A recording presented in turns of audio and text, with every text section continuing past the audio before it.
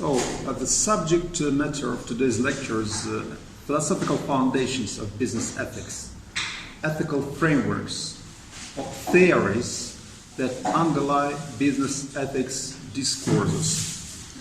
And in this lecture, I will make an outline of the most influential ethical theories that are typically applied to the study of moral aspects of business activities and relationships. And these theories form a kind of conceptual framework, and they form a kind of theoretical foundation of various approaches to moral issues that emerge in the sphere of business activities and relationships. And most of these theories are directly based on philosophical theorizing, and they are all relevant to modern organizational practices and business contexts. So we're going to study some of the basic principles and concepts that are typically used by business ethicists in order to argue in favor of this or that mode of behavior or business strategy. And then I'm going to introduce you to the application of these concepts that are going to be the analysis of certain areas of business activities and relationships, such as workplace ethics, consumer ethics, or marketplace ethics behaviors. And in these spheres, all those concepts and principles that have been elaborated within the framework of utilitarian ethics, deontological ethics, or theory of moral virtue, they are widely used, applied, and they enable us to make judgments to determine the appropriate and valid mode of reasoning in this sphere, and to resolve ethical dilemmas as well. So, philosophical foundations of business ethics, that's the subject matter. First of all, I'd like to stress the importance of this philosophical approach, because, anyway, we study ethics in order to understand the foundations of our moral reasoning and the foundations of our actual moral choices. And ethics intends to answer the questions of how should we live, but beside that, this is a kind of reflective, normative discipline, and it provides us with a set of reasons to support our answers. So that means that ethics it seeks to provide a rational justification for why we should act and decide in a particular prescribed way. I'd like to quote Laura Hartman: "Philosophical ethics provides justifications that must be applicable to all people regardless of their religious and cultural starting points. The justifications of philosophical ethics connect the oughts and shoulds of ethics to an underlying account of human well-being." So there is a set of moral standards, values, and norms. They prescribe us certain ways of behavior through a set of rules, and the value of those rules can be justified in terms of their relation to the basic conditions for promoting human well-being. The core of the field of business ethics is based in moral philosophy, and there is a set of philosophical approaches that are typically used in order to justify the strategies of corporate policy, the strategies of dealing with partners, the strategies of communicating with customers. And so what are the most important and influential moral theories or ethical theories that represent major traditions of ethical thinking? There are at least 5 or 6 major ethical theories, but first of all, that's going to be kind of general introduction to major insights or ideas that have been articulated within the framework of those theories. Just consider how we make judgments, evaluative judgments, that also play a kind of explanatory role with regard to the activities and behaviors of a person. Consider how we evaluate how we make evaluative judgments about the behaviors of other people, and how we explain our own behavior. We use alternative ways of rationalization of our behavior.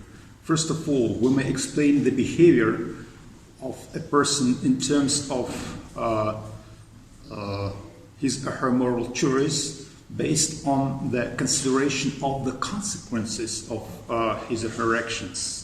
And that is a typical consequentialist approach. So utilitarianism is a typical consequentialist ethical framework. But beside that, you should be aware of the fact that we typically explain behavior and make evaluative judgments on the basis of articulating certain principles that govern or should govern the behavior of a person. That is called principles-based ethics. For instance, it is a wrong thing to lie, to break the terms of agreement, to infringe other people's rights. So that is the wrong thing to do in principle, not because it may bring about some negative consequences. So that is an alternative way of evaluating human behaviors and providing explanation of how people choose to behave and how they decide to posit themselves in the realm of social beings. And also we can explain certain moral choices and behaviors of a person in terms of the character of an agent.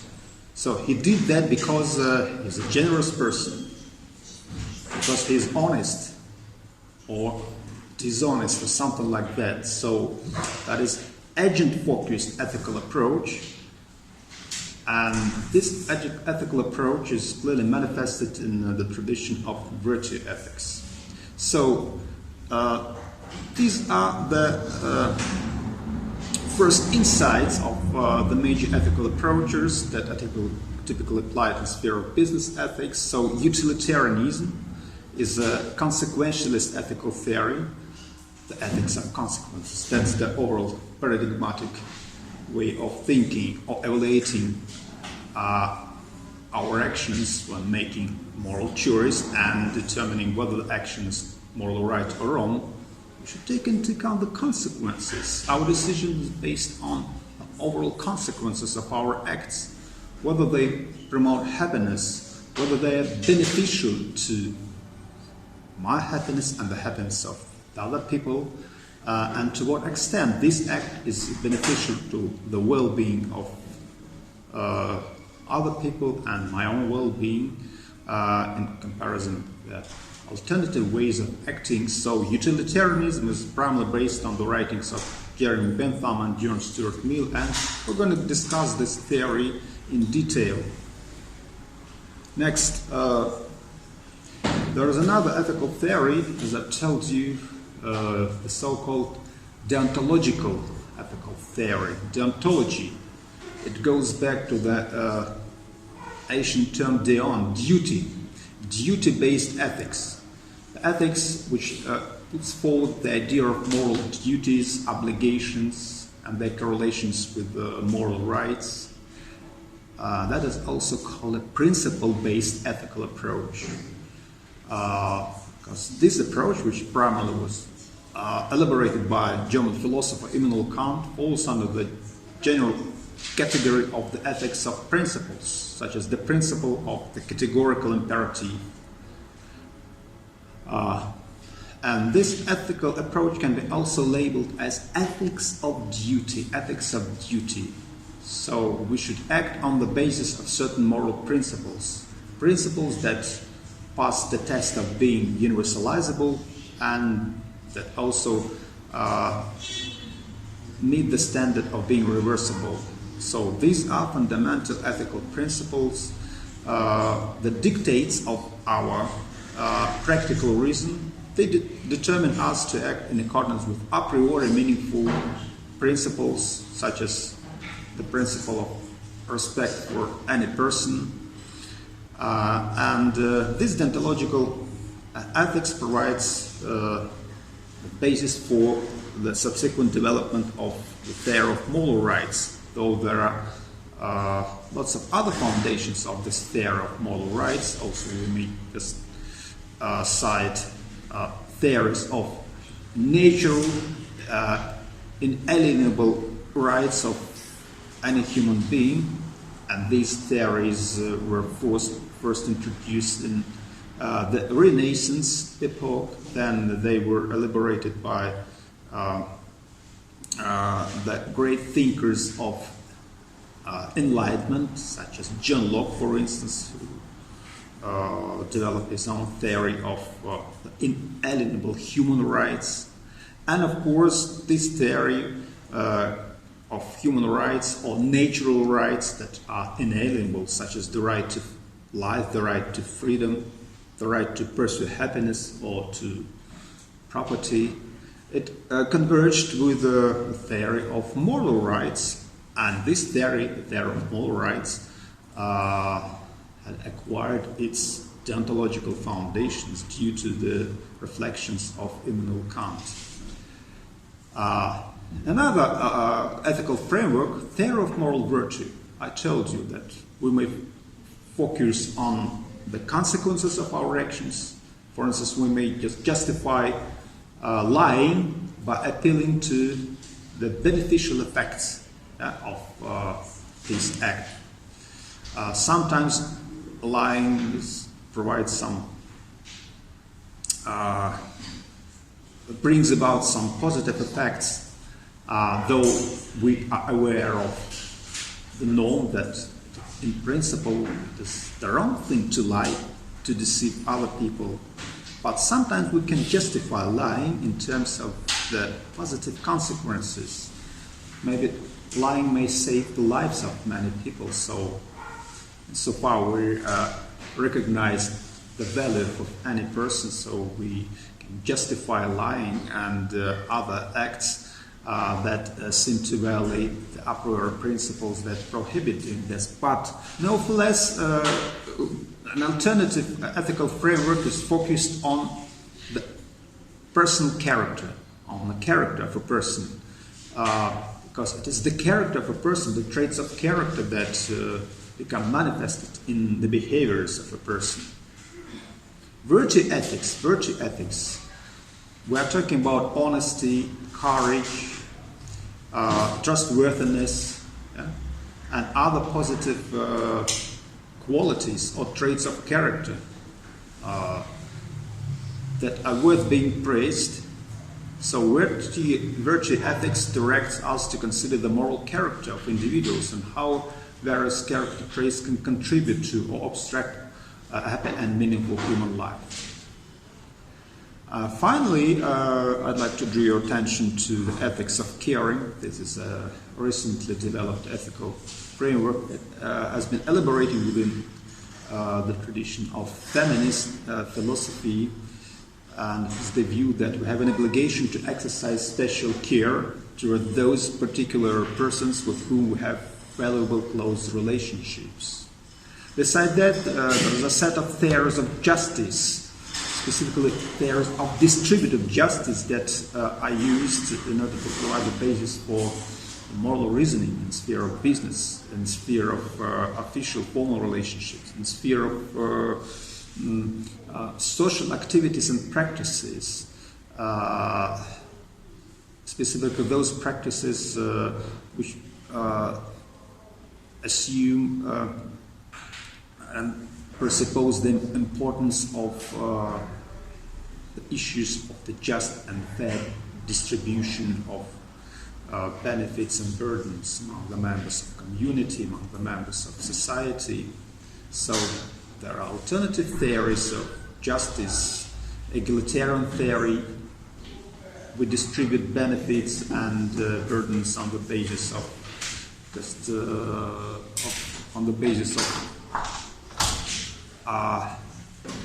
recognition, the equal value of any person, recognizing that we are all equal with regard to fundamental human condition, and also an alternative capitalist justice.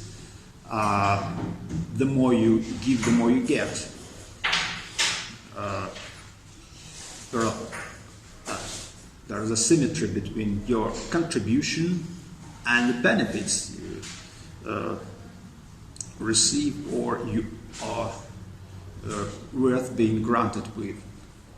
Also, socialist theory of justice, which takes into account the needs of a person, and the utilitarian theory of justice, and of course justice as fairness. That is a theory which was introduced by John Rawls. It is one of the most influential theories of justice that have been discussed since the beginning of the 1970s. So let's turn to the analysis of these ethical frameworks, ethical theories, and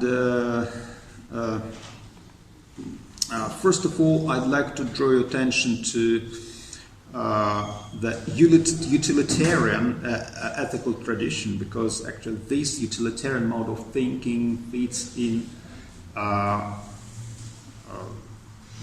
the style of economic thinking, because economists, they typically, when deciding whether to invest money in a certain project, whether to make a kind of start-up or to launch a business enterprise, they make a kind of calculation. They calculate the prospect utility, the balance between benefits and costs, and whether the project is likely to maximize utility or not.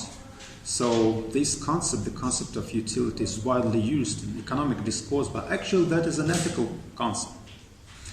That is the concept which goes back to the tradition of moral philosophy, specifically to the consequentialist ethical theory. That is the first articulation of the basic principle of moral judgment, which enables us to determine whether our action is morally right or morally wrong. And this is a typical utilitarian principle. This principle determines the criterion for making discrimination between morally right and morally wrong causes of action in terms of the consequences of our actions, or the sum total of utilities of the alternative causes of action that are available to us. An action is right from an ethical point of view if and only if the sum total of utilities produced by that act is greater than the sum total of utilities produced by any other act the agent could have performed in its place. So you may fix it. That's the formula which is typically used by utilitarians. The sum total of utilities. That means that the maximization of utilities, the ultimate goal. So first of all, I'd like to stress the point that that is an ethical theory, because it is concerned with whether human actions are right or wrong from the ethical point of view.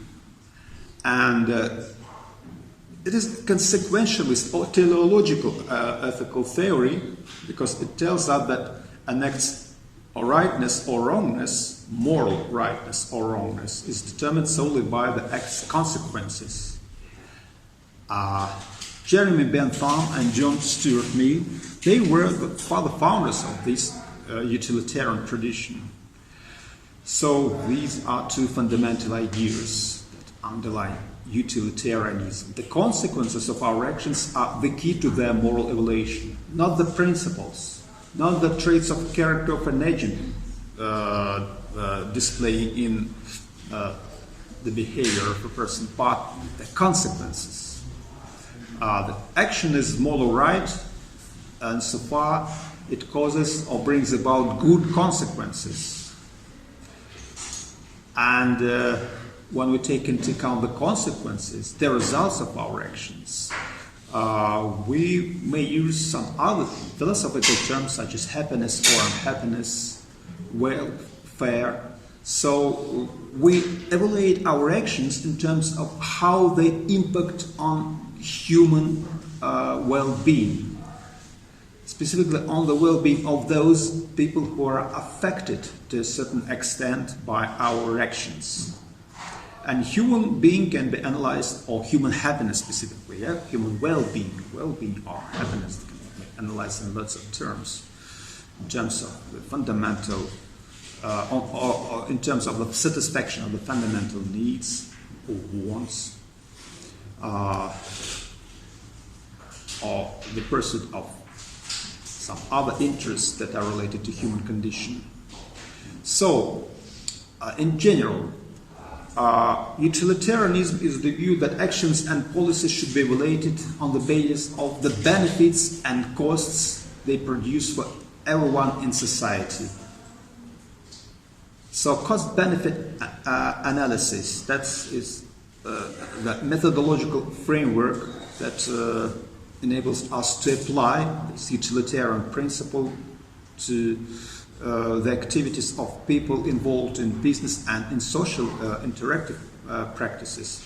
This moral right cause of action in any situation is the one that, when compared to all other possible actions, will produce the greatest balance of benefits over costs for everyone affected. We are talking about net utility, net utility, net benefits compared with net costs. So that is the fundamental principle which provides us with the criterion evaluation of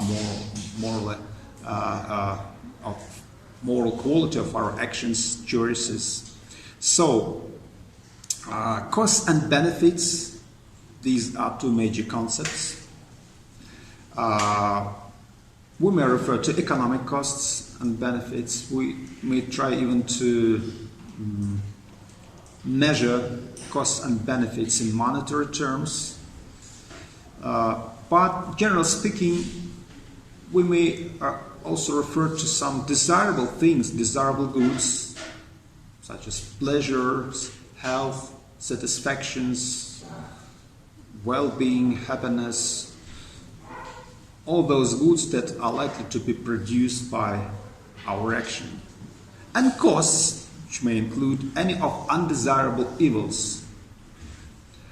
And the very term utilitarianism is used for any theory that advocates selection of the action or policy that maximizes utility. Maximization of utility, determining the positive or negative balance of costs to benefits, and then identifying the situation in terms of the utility maximization. Consider the situation in which we have to estimate the utility of the act of improving the work environment, the work conditions. For instance, the satisfactions of an improved work environment brings to workers, for example, might be equivalent to 500 positive units of utility. But we also have to pay for the equipment which provides safety. We have to pay the bills. So the resulting bills that arrive next month might be equivalent to 700 negative units of utility. So the total combined utility of this act, the act of improving the work environment, would be 200 units of negative utility. And then we have to decide whether to launch this initiative, whether to improve work environment or not. So consider a typical model of reasoning that is sustained by utilitarians. But first of all, I'd like to draw attention to this principle. Once again, just an action is right from an ethical point of view if and only if the sum total of utilities produced by that act is greater than the sum total of utilities produced by any other act the agent would have performed in its place. So you see, first of all, there is a kind of generalization, the sum total of utilities. So we should take into account net benefits and net costs. And another aspect, which is a really essential one, the aspect of comparing the alternative causes of action available to us in terms of the utility maximization.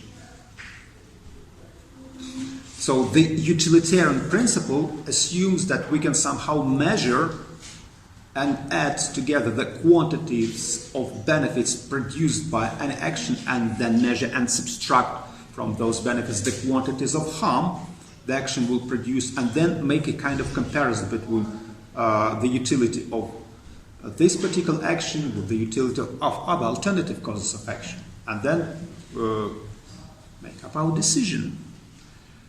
So consider how the act utilitarian goes about determining which act is right in typical situations. In deciding to act, the act utilitarian will have to set out all the relative alternative acts that are open to him or her. So all the alternatives, all the alternative causes of action available to a person. Then we should list all the individuals or all the stakeholders who will be affected by the alternative causes of action, including myself. Yeah? If I'm deciding whether to go this or that way. So beside that, we have to assess how the individuals will be affected by the alternative acts. We should make a kind of computation and determine the balance of benefit to harm for each individual, for each stakeholder affected by each act. And then choose the act which maximizes utility, which results in the greatest total balance of benefit to harm. The greatest total balance of benefit to harm. We can articulate the basic principle of utilitarian ethics using this popular formula introduced by the founders of utilitarianism, providing the greatest happiness for the greatest number of individuals. So let's check it out how it works. The most widely cited case which demonstrates a utilitarian mode of thinking is that of Ford Motor Company dealing with the problem of improvement of a certain model of a car.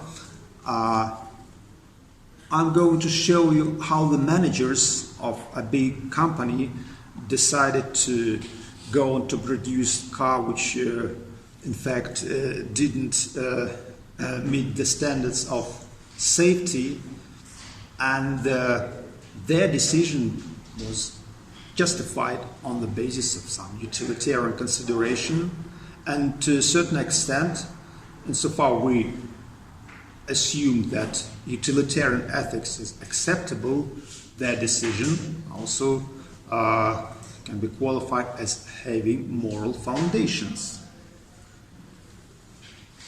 The story goes as follows. During the last decade of the 20th century, Ford Motor Company began losing market share to Japanese companies who were making compact, fuel-efficient cars. And Ford's president at the time determined to regain its share of the market. So Ford Motor Company decided just to develop a small car called the Pinter. The Pinter would weigh less than 2,000 pounds, cost less than $2,000, and it was expected to be on the market within 2 years instead of the normal 4 years. So that was a rush project. Styling considerations were of great importance, and they dictated engineering design to a greater degree than usual. So there were certain shortcomings in the construction of this car.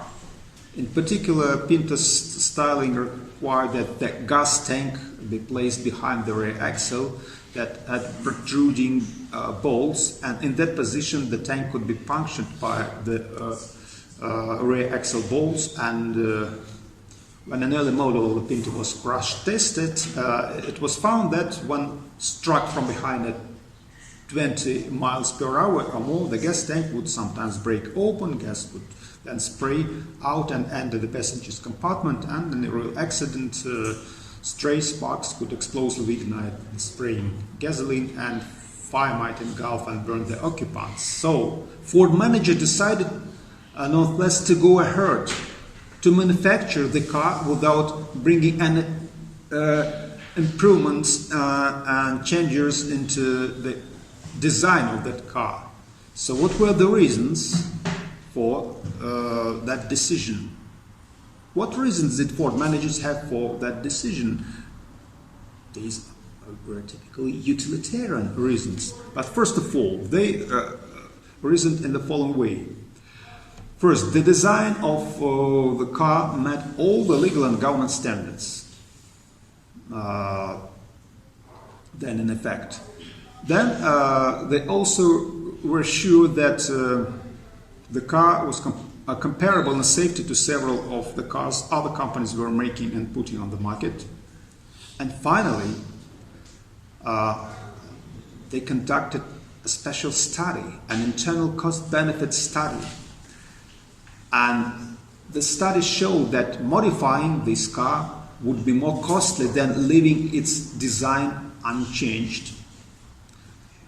The study stated that approximately 12.5 million of the autos should eventually be built, and the total cost of modifying the Pintos were estimated at $137 million.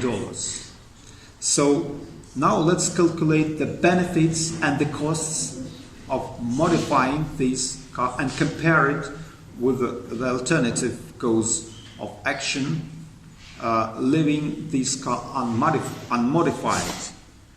So just let's fix this some $137 million should have been spent to modify the car, and at least this is likely to impose certain burden on the budget of those people who were potential buyers of that car. So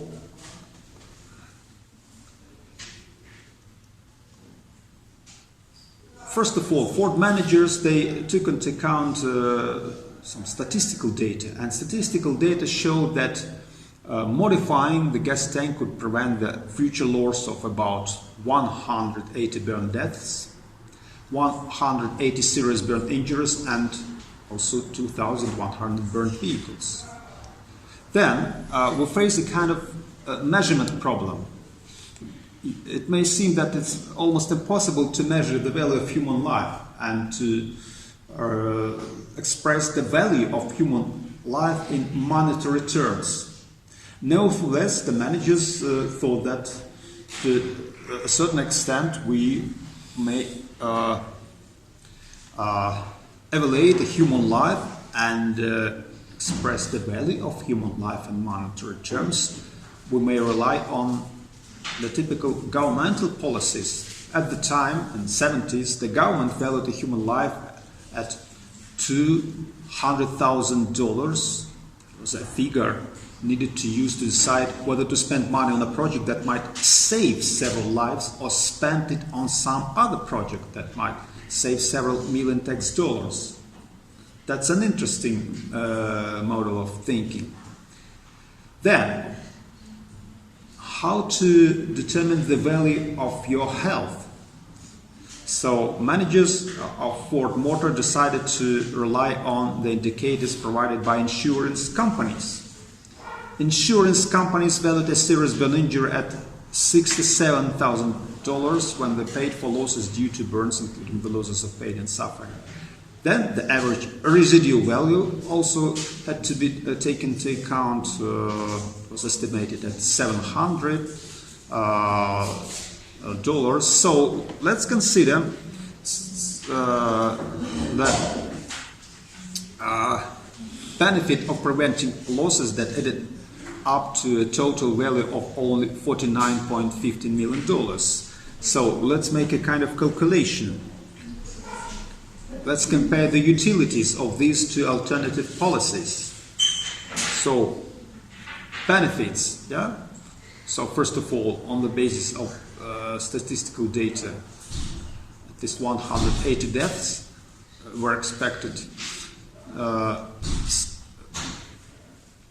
and to occur, and so take into account the value of human life, take into account the insurance indicators of the value of health and compensation for injuries, then making kind of projection about the amount of vehicles that need to be reconstructed and the residual value of any of the vehicles. So it amounts to $49.15 million.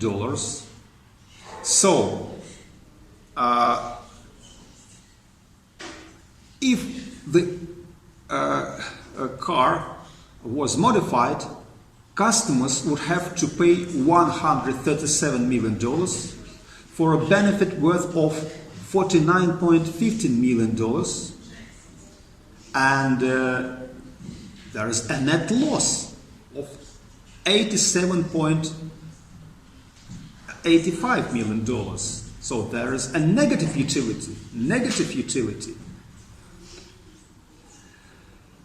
And that is why Ford Motor Company managers decided to go on and produce this car without modifying its construction.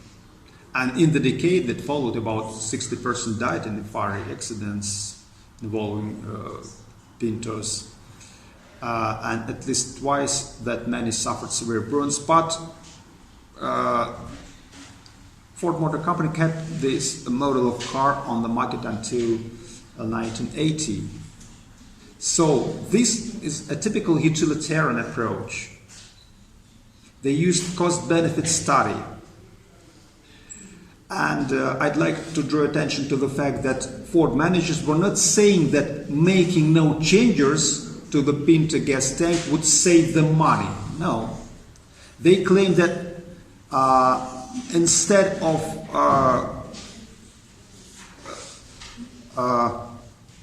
changing the design of the car, leaving the car's design unchanged was best for society as a whole.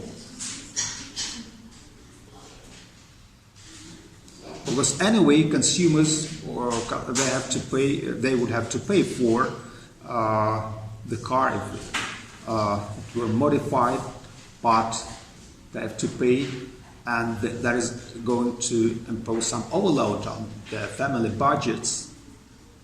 Of course, 180 people were expected to die or to suffer severe injuries, but that's the price they have to pay for the happiness of the other people, for the happiness of the rest of community of consumers who would enjoy this car. And utilitarianism provides a kind of moral justification for such a decision. You see that how it works. Though intuitively you see that there is something wrong, yeah, with this decision.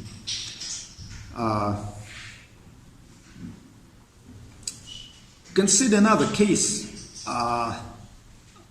the case of using child labor in poor regions.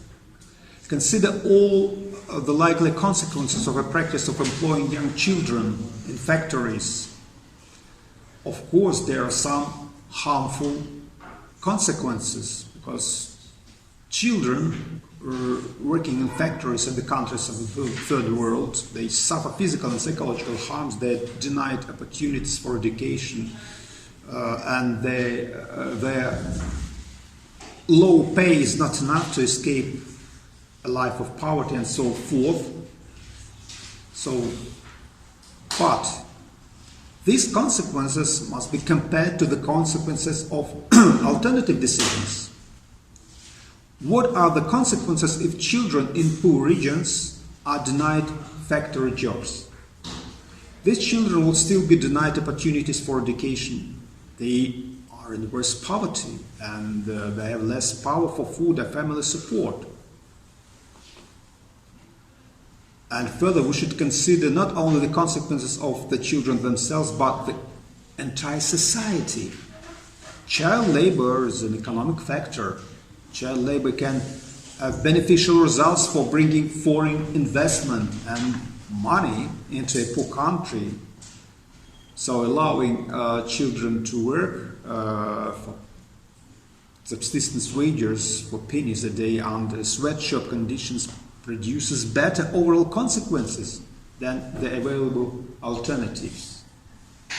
And following this line of reasoning, we may justify the practice of using child labor in the factories of the third world, because this brings about better consequences. Better consequences are those that promote overall human being, happiness, health, dignity, integrity, freedom, and not only in short term but even in long term perspective.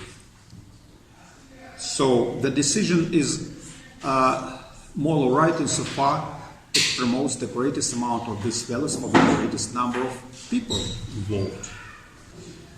That is how utilitarians reason. So when evaluating this utilitarian theory, when analyzing, we should be aware of the fact that this theory differs from ethical egoism, but also it doesn't fall under the category of being an altruistic theory. Because this theory is focused on an action and determines an action as being moral right if it produces the most utility for all persons affected by that action. As John Stuart Mill wrote, the happiness which forms the utilitarian standard of what is right in conduct is not the agent's own happiness, but that of all concerned. As between his own happiness and that of others, utilitarianism requires him to be as strictly impartial as a disinterested and benevolent spectator. I have to take into account my own interest and the interest of other people, and then being impartial and disinterested, I have to make a kind of calculation to relate this or that cause of action in terms of its consequences, in terms of benefits and costs it brings about, and how it affects my own well-being and the well-being of other people in society. That's why it is not an egocentrically focused ethical theory. But also it is not altruism. The altruists don't consider themselves in the benefit to harm calculation. And utilitarians, they consider themselves, so when we make calculation, we should take into account our own interest and the interest of all other groups of stakeholders. For example, chief executive officers may maximally benefit themselves by a singular focus on profit maximization, but at the same time maximally benefit customers, employees, shareholders, and society as well.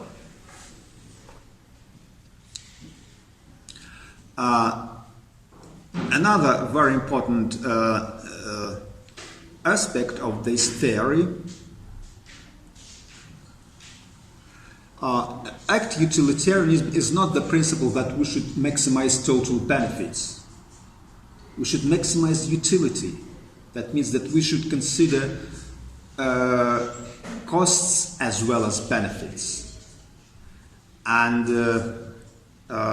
then we should determine whether the utility of this action is positive and negative compared to the utility of alternative actions. and we should take into account long-term consequences, though it is really difficult to get access to the relevant information, and in most cases our judgments can be probabilistic judgments, but nevertheless, not only the immediate but also all foreseeable future costs and benefits should be taken into account when calculating the utility of this or that cause of action. So what are the problems with this theory in brief? The first one is the problem of measurement. The problem of measurement. The problem of measurement can be articulated in the following way. It is difficult to determine the utilities different actions have for different people. How to measure the utilities different actions have for different people, taking into account the irreducible diversity of people, their needs, wants, interests, and individual profiles. Suppose that you and your fellow student apply for a job. You both enjoy getting a certain job. How can you figure out whether the utility you would get out of having the job is more or less than the utility your fellow student would get out of having it? Each of you may be sure that he or she would benefit most from the job. Yeah. So how to compare measures of the how to make this comparison of benefits to costs, and how to make the values that certain results of actions have for different people commeasurable. That's the problem. That's the problem. A second problem, that's a real severe problem, and that's a challenge to utilitarianism. There are certain kinds of benefits and costs that seem impossible to measure. Yeah? We're talking about the contribution of our actions to human well-being, and human well-being has lots of dimensions. Just happiness is the most general term. Happiness, avoiding suffering, obtaining the state of self-fulfillment, protecting your dignity, freedom, respect of other people, and so on. So how can you measure the value of such things as health or life?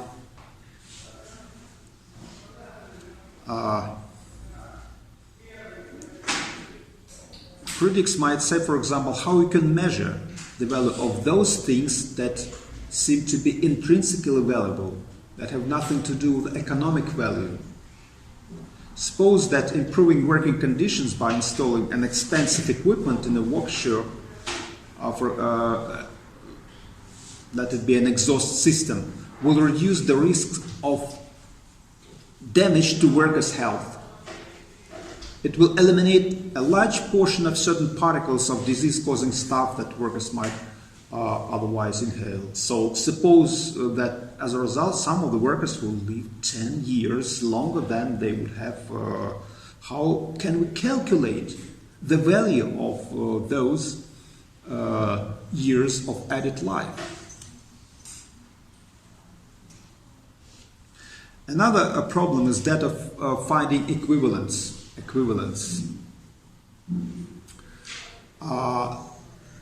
So utilitarians assume that all benefits are measurable, and this implies that all benefits can be traded for equivalence of each other. For a given quantity of one good, there is some quantity of any other good that you should be willing to trade for the first good.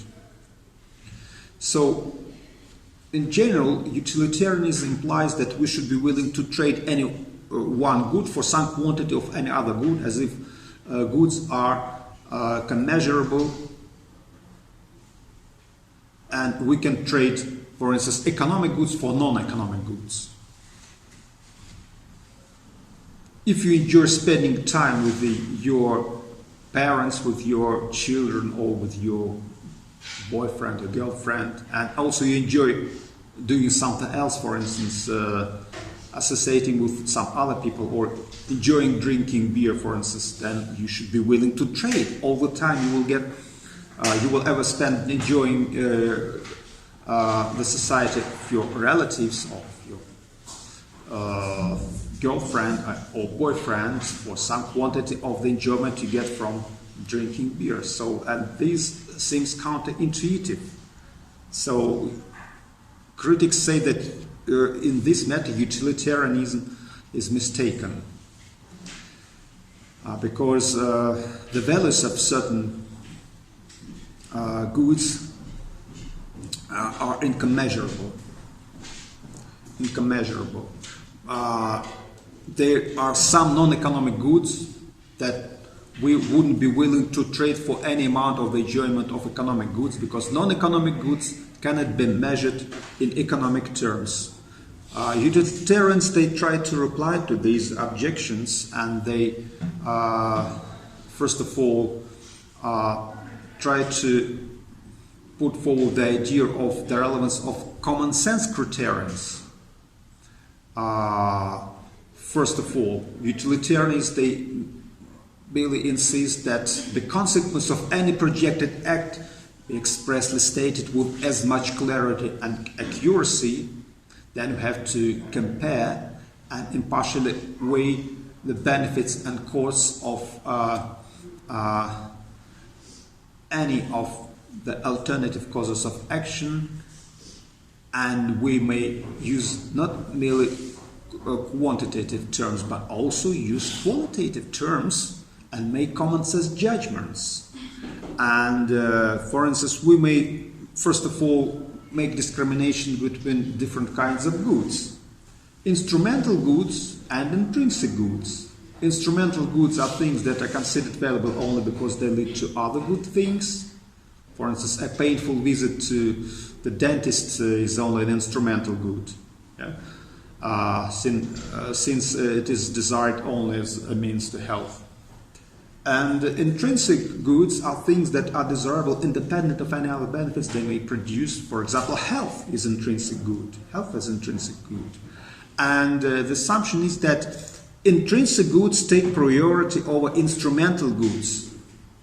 Under most circumstances, for example, money, which is an instrumental good, must not take priority over life and health, which have intrinsic values.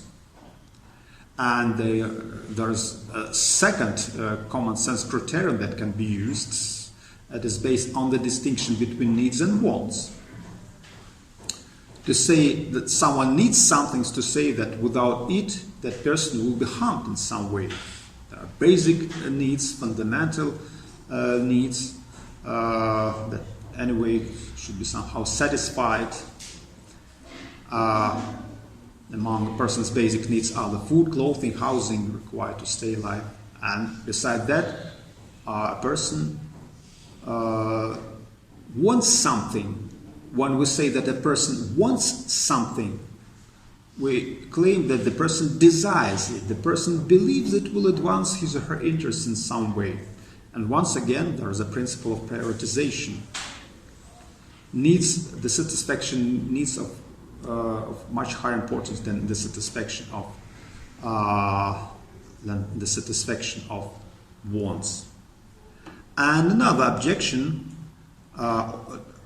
or another reply of utilitarianism to objections: is it really impossible to use monetary measurement of the value of certain things, specifically non-economic goods? So think over a set of typical situations. Sometimes we agree with the fact that the value a thing has for a person can be measured by the price the person is willing to pay for it. And to determine the average values items have for a group of people, then one needs to look at the average prices given to those items when everyone is allowed to bid for them in an open market.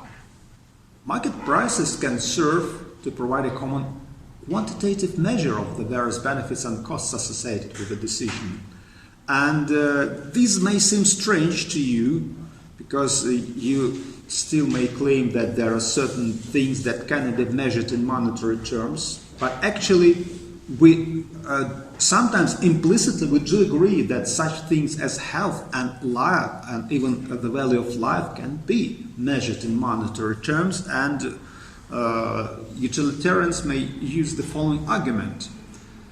Consider the following case. Suppose that you are willing to pay 100 rubles for a piece of safety equipment that will reduce the probability of your being killed in an auto accident from 5,000 to 4,000, but you are not willing to pay more.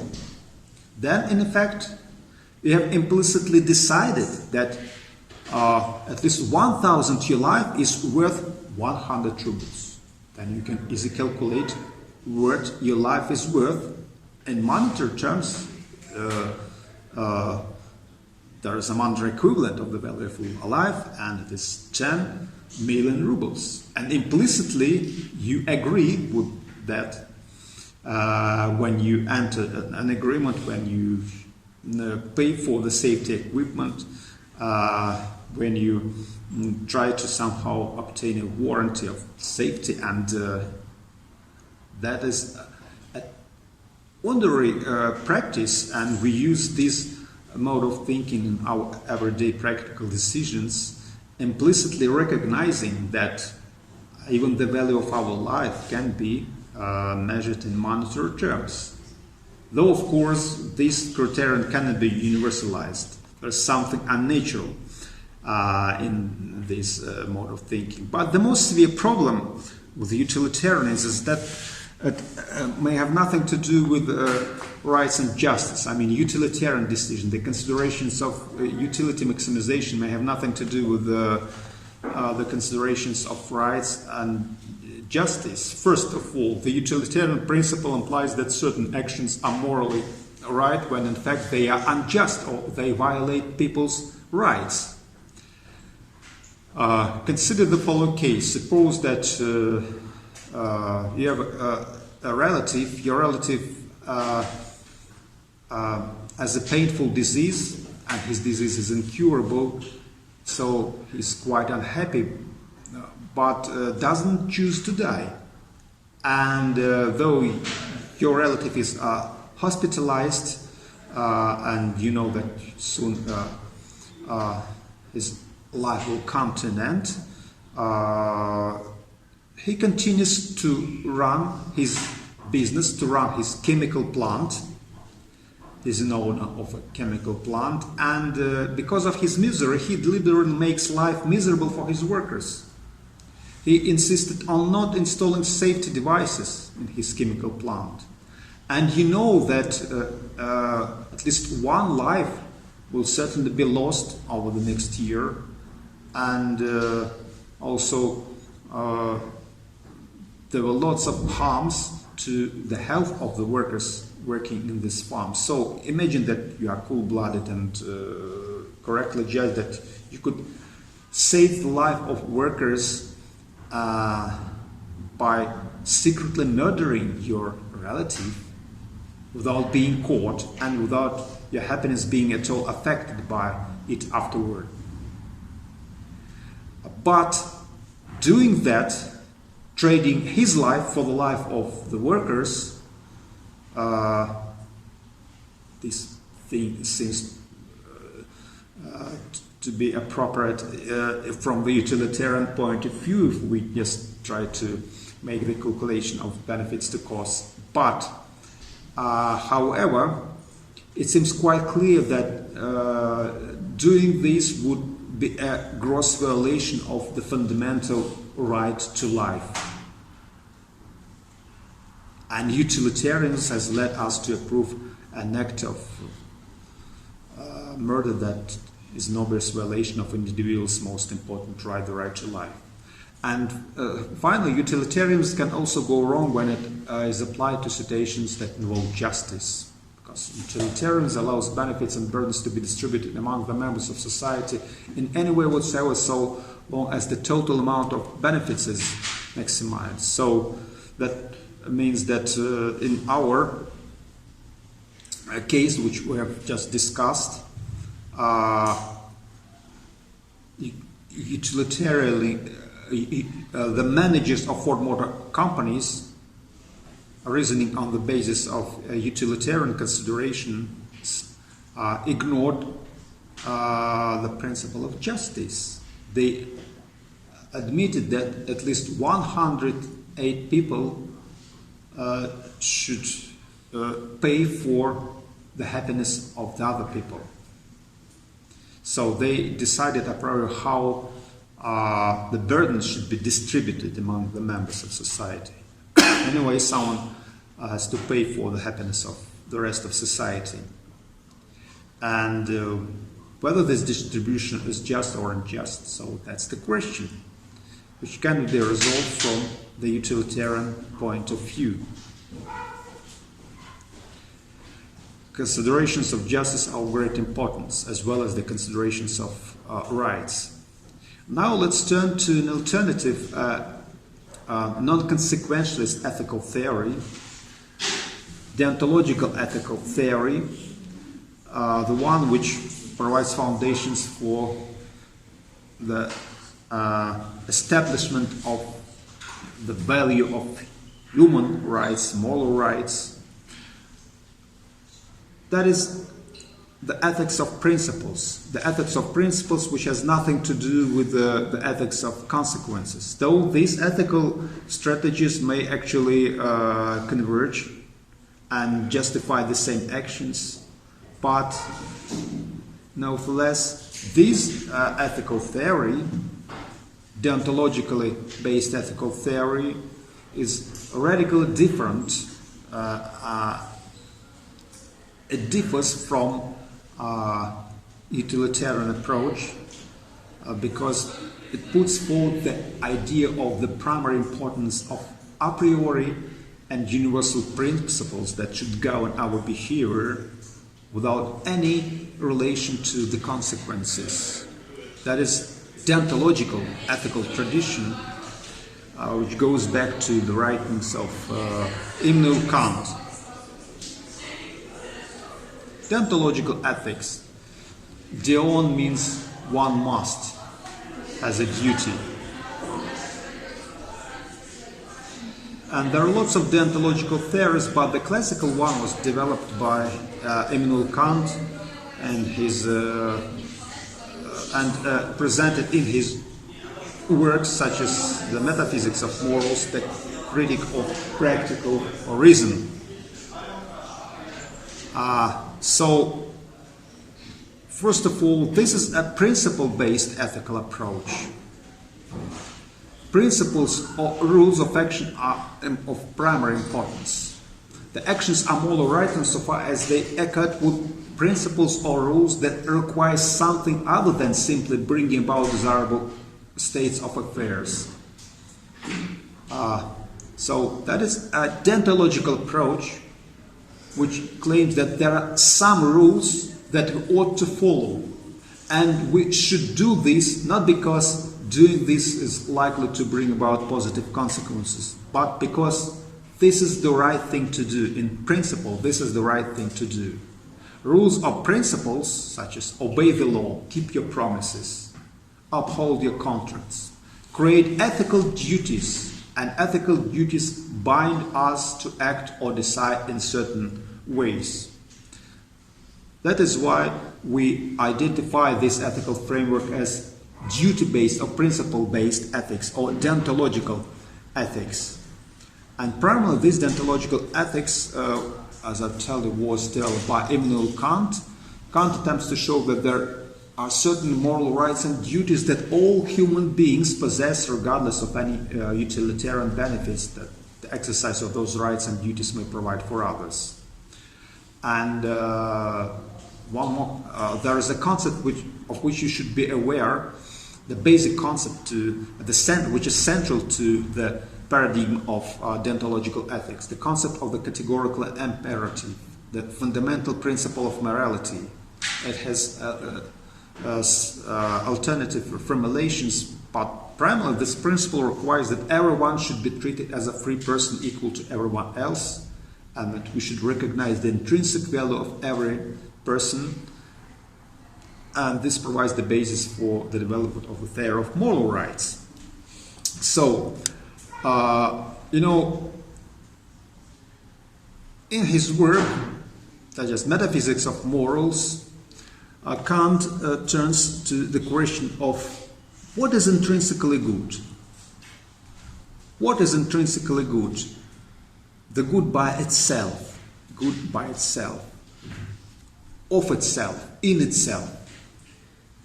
Kant considers a number of possibilities, such as wealth, power, intelligence, wit, talents. But they do not pass the test of being intrinsically valuable, intrinsically good, because they can all be misused for immoral ends. And he discovers goodwill and identifies goodwill as the only thing which passes the test of being intrinsically good. But to act from a goodwill is to act from duty. If a merchant, for example, is honest so as to earn a good reputation, these acts of being honest are not genuinely moral. The merchant is only truly moral if he is honest because being honest is right, because it is his duty, which also can be taken as the universal duty of any other person. Persons of goodwill do their duty because it is their duty and for no other reason. That's what it means to act on goodwill. Another example of applying Kantian way of thinking to business ethics contexts. The reason that one ought to keep promise to a customer is not that keeping the promise produces more good than breaking it. The idea is that certain ways of treating people are incompatible with the intrinsic value and dignity of persons. Not to keep a promise means just to violate the fundamental moral right, to undermine trust. You should keep the promise because that is your duty, because that's the right thing to do. Imagine a society in which everyone thinks that it is allowed not to keep promises, that it is quite okay to violate the terms of agreement. So in such a society, the very institution of contact will be undermined, and then with no any sense of entering any agreement. Once again, the reason one ought not to subject employees to dangerous working conditions without their consent is not that doing so diminishes the total amount of well-being in the world, but because this way of treating people is incompatible, but has nothing to do with the recognition of the intrinsic value of any person. There is a rule of morality which is articulated in the form of categorical imperative. And the second formulation of this categorical imperative goes as follows: act in such a way that you always treat humanity, whether in your own person or in the person of any other, never simply as means, but always at the same time as an end. So never use other people as the instrument for the accomplishment of your own goals. Recognize the intrinsic value and treat them as ends in themselves. So you should act on goodwill, and to act on a goodwill means to act from duty. To act from duty. Deontological ethics is primarily focused on this. So, to understand how goodwill reasons about a moral issue, one must understand the role of maxims or rules that regulate our behavior and determine our moral choices. And there is a fundamental distinction between hypothetical and categorical imperatives. Imperatives are the fundamental requirements. So consider hypothetical imperative. It is a conditional statement. If you want good grades, you ought to study. If you want to do A, do B. That's a hypothetical. Sometimes we do something so then we may get something else. But categorical imperative is what provides the form for the articulation of the fundamental rule of morality. A categorical imperative determines our duties that are required intrinsically by themselves, with no ifs, ands, and buts. A categorical imperative is one that binds you no matter what your other goals or purposes are, what might be the consequences of your action. For instance, it is the wrong thing to lie in principle. Lying may bring about positive consequences, but in principle that's the wrong thing to do. Consider three major formulations of this fundamental principle of morality, the categorical imperative. These are brief formulas. Then in subsequent discussions, I will introduce you to a little bit more extended formulations of this fundamental rule of morality. But there are these three major formulas that articulate this major requirement, categorical imperative, and the rules of behavior. Our individual maxims should fit in this categorical narrative as a universal standard. Act only on maxims which you can will to be universal laws. So your individual rules of behavior must be universalizable and also must be reversible. Always treat the humanity in a person as an end and never as a means merely. That's the foundation of the recognition of human rights. So act as if you were a member of an ideal kingdom of ants in which you were both subject and sovereign at the same time. So these are three major formulas of categorical imperative.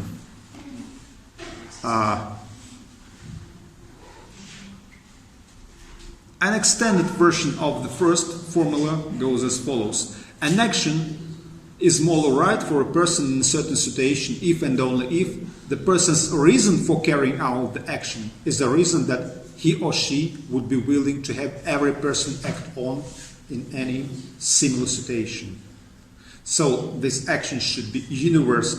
The rule of behavior, the maxim, which predetermines you to act in a certain way, should pass the test of being the universal rule of behavior. The rule that any person will be willing to act on. And it also should be reversible. Let's consider Immanuel Kant's examples. Sometimes it is not even possible to conceive of having everyone act on a certain reason, much less be willing to have everyone act on this reason. Once again, consider the rule which allows to break promises, to violate the terms of agreement. It is impossible to even conceive of everyone making contracts they don't have to keep. Because if everyone knew that they were allowed to break any contract they didn't want to keep, then people wouldn't bother to make contracts and the institution of contract will be undermined. So that means that the rule which allows for the violation of the terms of agreement is self-defeating. It cannot be universalized and granted with the status of being a moral rule. And let's consider Kant's own example of self-defeating maxim. If whenever you are in grave financial difficulty, you have as your maxim to promise to repay a loan with no intention of doing so, you must be willing to allow everyone to act on that maxim. However, such a maxim couldn't become a universal law because if it did, no one would make a promise. Such a maxim would be self-defeating. So, you see, there are two major criterions for any rule or maxim that is worth being granted with the status of being a moral rule. Universalizability, the person's reasons for acting must be reasons that everyone could act on, at least in principle. And the person's reasons for acting must be reasons that that person would be willing to have all others used even as a basis of how they treat him other. Reversibility, that's another criterion. And this corresponds to our common sense insights or intuitions. Typically we are disposed to say to a person who has wrongly injured someone or who is about to wrongly injure someone, how would you like it if he did that to you? How would you like it if you were in his or her place? Yeah, that's the golden rule of morality. The golden rule of morality.